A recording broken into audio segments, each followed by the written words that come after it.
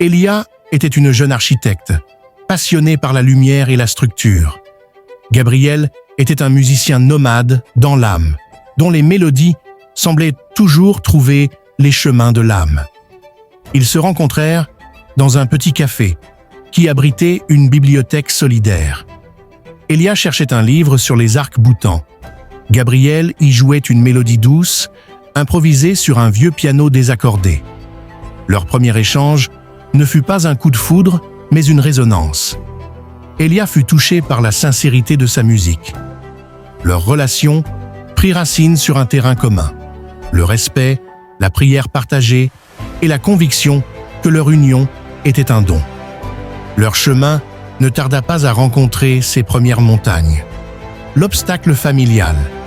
La famille d'Elia, aisée et très conventionnelle, ne voyait pas d'un bon œil ce musicien sans situation stable. Ils craignaient pour la sécurité de leur fille et exercèrent une pression constante pour qu'elle le quitte, semant le doute et la peur.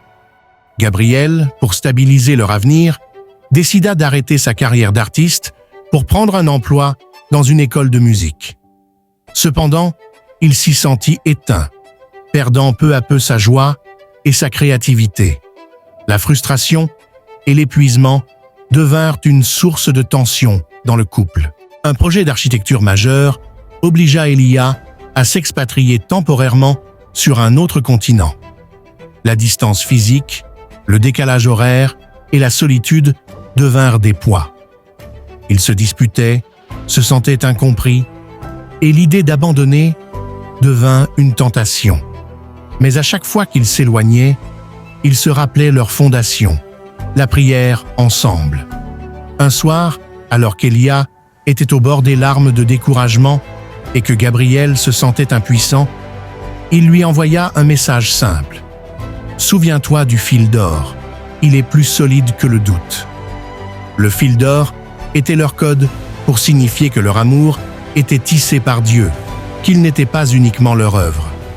Ils décidèrent de ne plus se battre l'un contre l'autre, mais contre l'obstacle.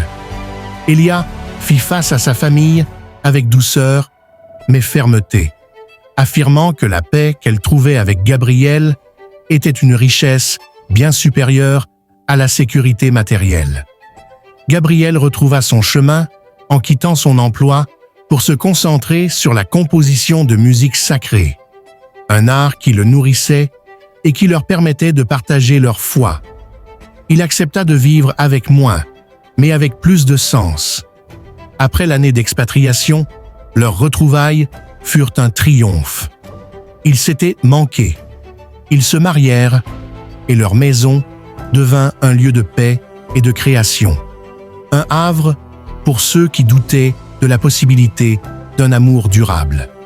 L'amour d'Elia et Gabriel a survécu parce qu'ils ont compris que le véritable amour n'est pas l'absence d'obstacles, mais la force de la fondation sur laquelle il repose. Quand l'amour est ancré dans des valeurs spirituelles, le respect, le pardon, la foi, l'engagement sacré, il possède une résilience qui surpasse les peurs familiales, les tensions matérielles et même la distance. Le fil d'or, c'est la main de Dieu qui soutient l'union, transformant chaque épreuve en une occasion de se rapprocher, de mûrir et d'aimer mieux. L'amour qui vient de Dieu est le bon, peu importe les obstacles.